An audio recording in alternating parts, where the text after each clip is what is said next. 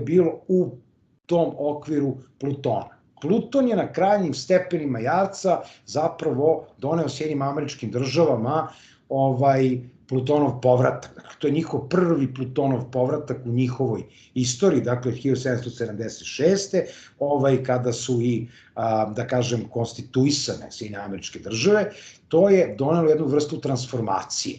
Taj Plutonov povratak je vezan za 2024. godinu i kao što znamo imamo sada administraciju republikanaca, administraciju Donalda Trumpa koji jeste vesnik tog Plutona u Vodoliji. Evo možemo da vidimo na osnovu poslednjih događaja kakve rezove i kakve mere uvodi Trump.